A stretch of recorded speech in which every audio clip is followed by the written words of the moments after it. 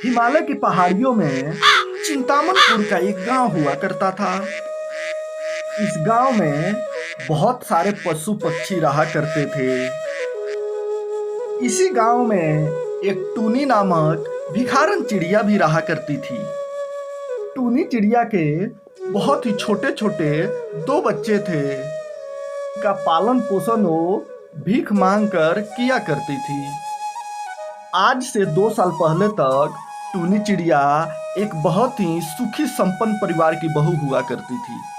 टूनी चिड़िया का पति मिट्ठू तोता एक बहुत ही बड़े साहूकार के यहाँ नौकरी किया करता था, जिसके बदले में साहूकार से उससे बहुत सारे अन्न के दाने मिला करते थे। अन्न के दानों को सारा परिवार इकट्ठा करके पूरे साल आराम से बैठकर खाया पिया करते थे। एक दिन मिट्ठू तोता अपने काम पर जा रहा था, तभी दुर्घटनावश इसकी मृत्यु हो गई। उसकी मृत्यु के बाद से ही टूनी चिड़िया भीख मांगकर अपने छोटे छोटे बच्चों का पालन पोषण किया करती थी। एक बार जंगल में बहुत जोरों से बरसात होने लगी। वे बरसात लगातार कई दिनों तक होती रही। हे भगवान, ऐसे ही बारिश लगातार होती रही तो हमारे बच्चे तो भूखे ही मर जाएंगे।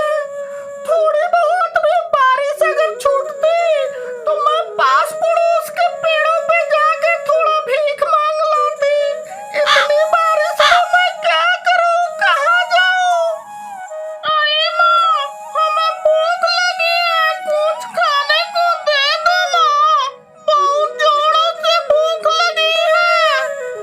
अरे माँ, हमको भी बहुत जोरों से भूख लगी है, भूख से हमको चक्कर आ रहे हैं माँ। अरे बेटा, अब मैं क्या करूं? इतनी बारिश में मैं कहाँ जाऊं? कुछ भी समझ नहीं आ रहा।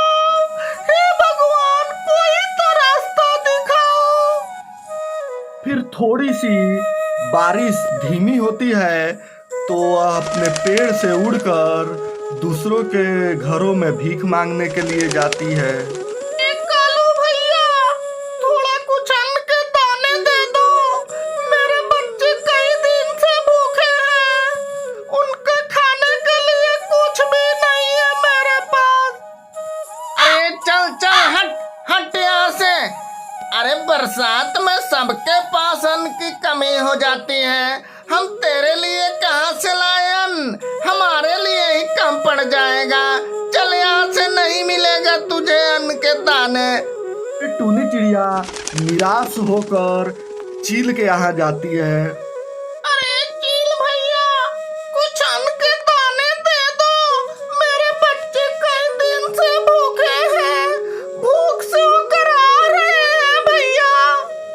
अरे टूनी बहन, अरे मेरे यहाँ भी अन्न के दाने नहीं है, थोड़े बहुत जो पड़े थे वो तो मेरे बच्चे खा गए, अब मैं कहाँ से लाऊं टूनी बहन? ऐसे ऐसे करके टूनी चिड़िया कई सारे पक्षियों के यहाँ घूम जाती है, पर उससे एक भी अन्न के दाने नहीं मिलते। फिर वो निराश होकर एक पेड़ पे बैठ जाती है। हे भगवान, अब मैं क्या करूं? अपने बच्चों के लिए दाने कहाँ से लाऊं? वो भूख से मर जाएंगे। हे भगवान।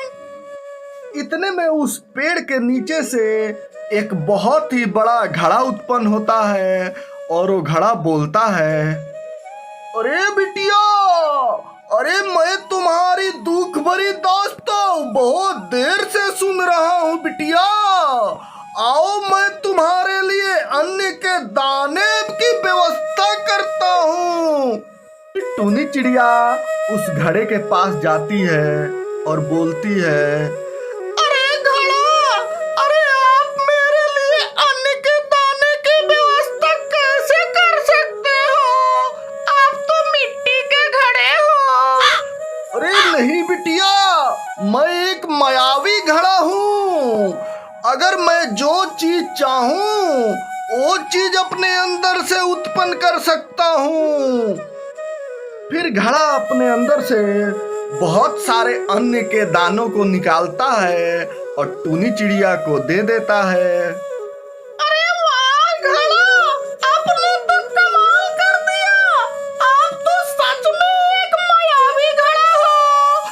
बहुत बहुत धन्यवाद आपका। मेरे बच्चे खाएंगे तो उनकी भूख मिट जाएगी।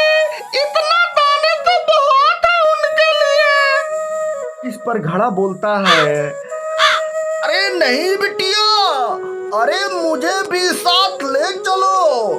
तुम्हें जब जिस चीज की जरूरत पड़ेगी मेरे से मांगना, मैं तुम्हारी सारी जरूरतें पूरा करूंगा बिटिया। फिर टूनी चिड़िया उस घड़े को भी अपने साथ लेके जाती है और उन अन्न के दानों को अपने बच्चों को खाने के लिए दे देती है, जिसे खाकर उसके बच्चे आनंदित हो जाते हैं।